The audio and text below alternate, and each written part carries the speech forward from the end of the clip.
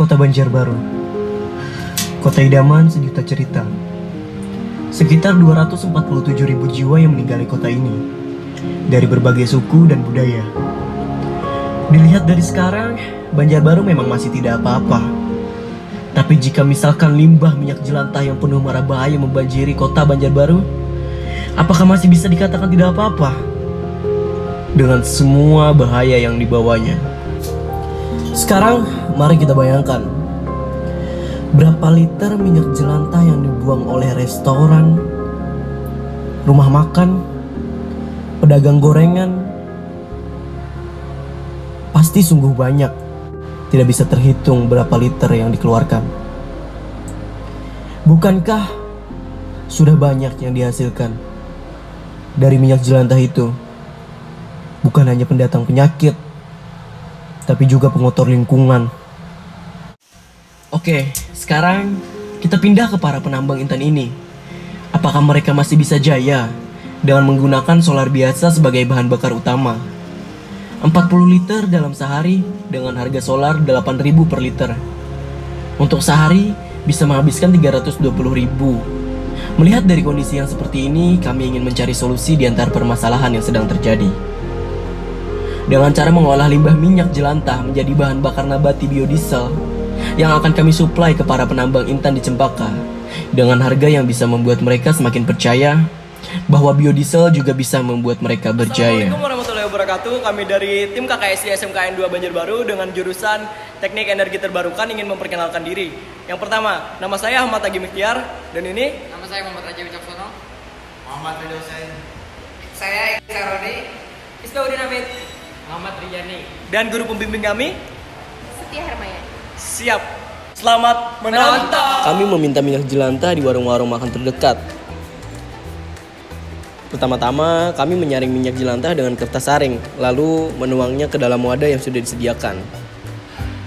Kami di sini memakai biobriquette sebagai arang aktif dan untuk absorben dari pengotor minyak jelantah. Kami menimbang biobriquette seberat 100 gram. Setelah itu, kami memanaskannya hingga bisa menjadi arang.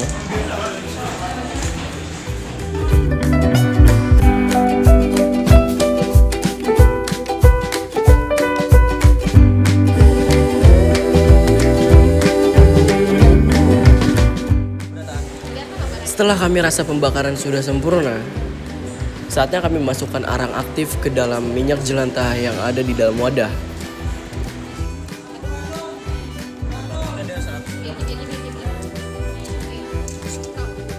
Lalu mengaduknya agar absorben yang ada pada arang aktif bisa bekerja dengan lebih optimal. Proses ini telah selesai. Mari kita lanjutkan. Sebelum diproses, minyak jelantah terlebih dahulu diuji kadar FFA-nya. FFA atau asam lemak bebas. Setelah mengetahui angka, barulah kita bisa tahu cara apa yang dipakai, esterifikasi atau transesterifikasi. Jika FFA lebih dari 5%, harus menggunakan cara esterifikasi. Dan jika FFA kurang dari 5%, harus menggunakan cara transesterifikasi. Pertama, siapkan sampel sebanyak 5 gram. Kemudian masukkan metanol 99% sebanyak 50 ml agar nanti bisa dicampur dengan sampel.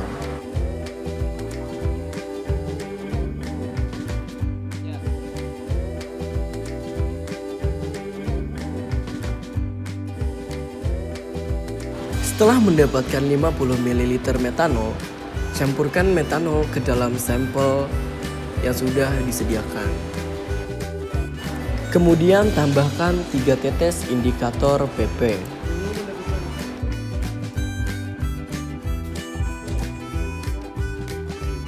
Selanjutnya melakukan proses penitrasian dengan alat nitrat. Jadi di sini kami menggunakan NaOH 0,1N sebagai penitrasi. Campurkan dan aduk secara perlahan sampai warna dari sampel berwarna merah muda. Jadi kami melakukan perhitungan FFA dengan cara 25,6 gram per mol dikali volume NaOH dikali konsentrasi NaOH dibagi dengan massa sampel. Jadi persen yang kami dapatkan adalah 4% dan itu kurang dari 5%, makanya kami menggunakan proses transesterifikasi.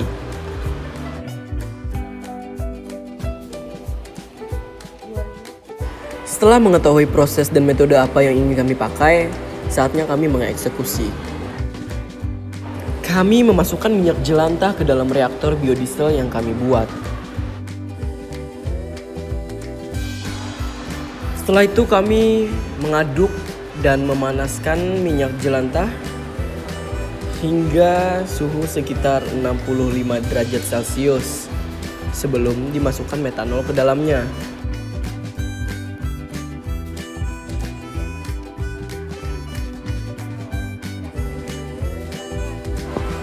Setelah itu, kami memasukkan metanol kepada minyak jelantah yang dipanaskan pada suhu 60 derajat dan terus diaduk dan dijaga selama 1 jam.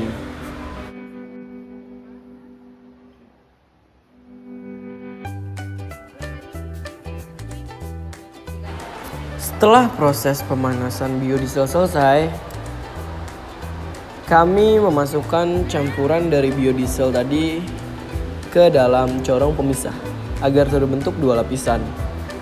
Pertama, lapisan atas biodiesel dan lapisan bawah gliserol. Gliserol adalah bahan utama dari pembuatan sabun. Bahkan minyak jelantah yang pada dasarnya adalah limbah juga memiliki limbah yang berkhasiat dan bermanfaat, yaitu sabun gliserol.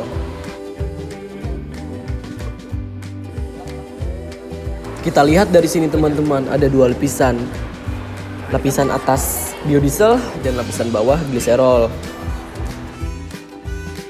Setelah itu kami memisahkan gliserol dan juga biodiesel yang ada pada corong pemisah agar nanti bisa dilakukan proses pencucian.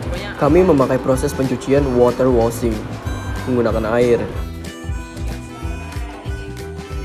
Sekarang kita masuk ke dalam proses pencucian dengan cara mencampurkan air yang sudah dipanaskan sehingga bersuhu 60 derajat ke dalam corong pemisah. Lalu kocok sampai merata. Diamkan sesaat sampai air di dalam corong menjadi bening, dan saat dites pH nanti bisa memiliki pH netral atau pH 7. Setelah itu kami melakukan proses pengeringan dengan cara memberikan panas secara sirkulasi bersuhu 105 derajat agar air yang ada dalam biodiesel bisa hilang. Semua selesai. Saatnya kami melakukan beberapa pengujian untuk menguji kualitas biodiesel yang kami buat. Jadi teman-teman, kita masuk ke dalam proses pengujian kadar asam.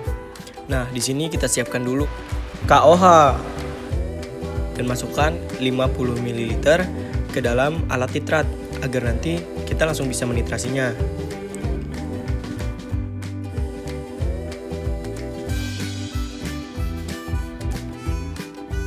Dan jangan lupa juga masukkan metanol ke dalam wadah yang sudah disediakan sebanyak 50 ml karena yang digunakan nanti adalah 50 ml. Sekarang kita akan melakukan penimbangan pada sampel. Sampel yang dibutuhkan sebanyak 10 gram. Kita timbang.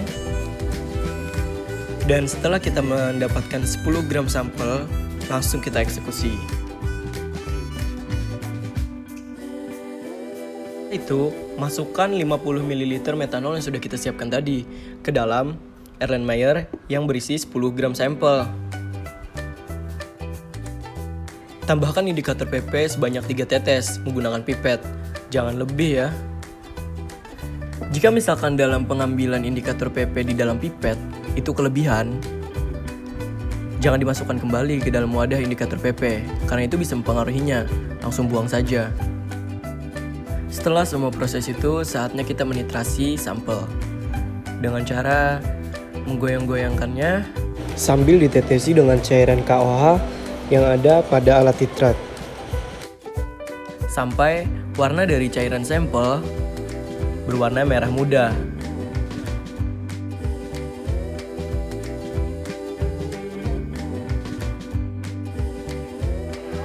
Kita juga harus tahu berapa volume yang kita gunakan saat proses menitrasi sampel. Hasil pengujian angka asam yang kami lakukan menunjukkan nilai 0,02 mg. Dan angka itu sudah termasuk dalam angka standar biodiesel Indonesia. Setelah itu kami mencari densitas pada biodiesel yang kami buat. Siapkan biodiesel sebanyak 10 ml.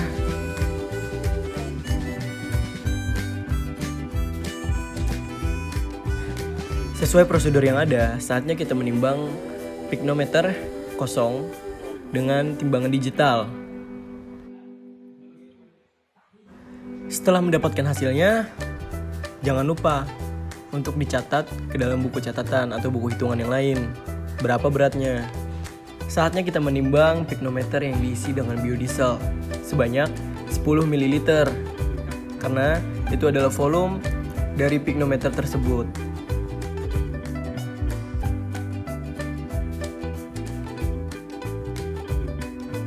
Setelah didapatkan berapa beratnya, jangan lupa lagi untuk mencatatnya.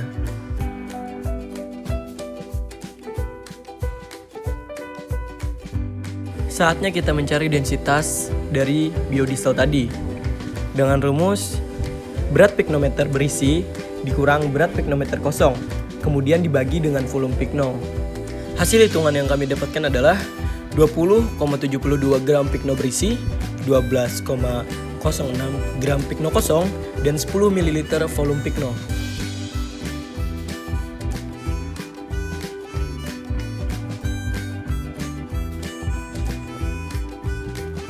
Alhasil, densitas biodiesel yang kami uji adalah 866 gram per cm kubik.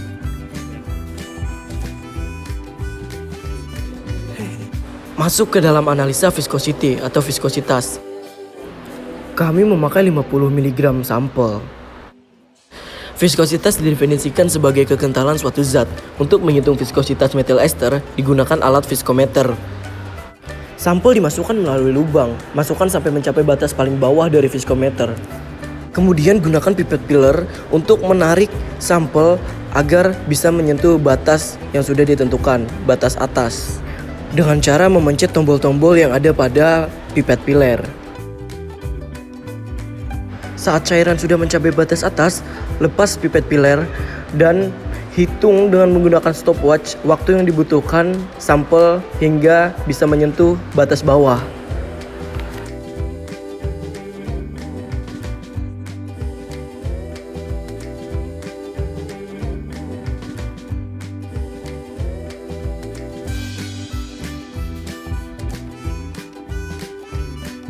Waktu yang kami dapatkan adalah 353 detik.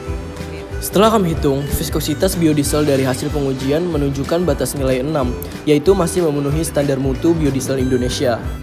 Kurang puas dengan pengujian fisika, saatnya kami melakukan pengujian titik nyala. Kami menaruh beberapa mililiter sampel ke dalam bejana besi untuk segera dipanaskan.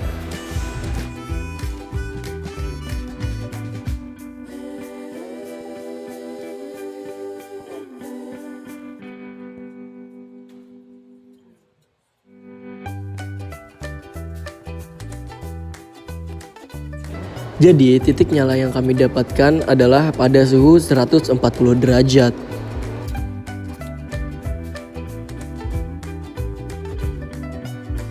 Setelah biodiesel kami kemas, kami langsung menuju tempat penambangan intan di Cepaka dan memasarkan produk kami kepada para penambang. Alhasil, transaksi berhasil dan kami menyuplai biodiesel dari minyak jelantah ke para penambang sebagai bahan bakar pengganti solar untuk mesin dompeng mereka.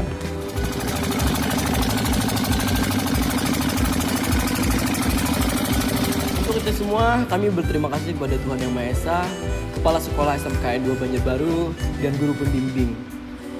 Dan juga kepada teman-teman serta anggota tim KKSI yang mendukung kelancaran pembuatan video ini. Terima kasih banyak ya.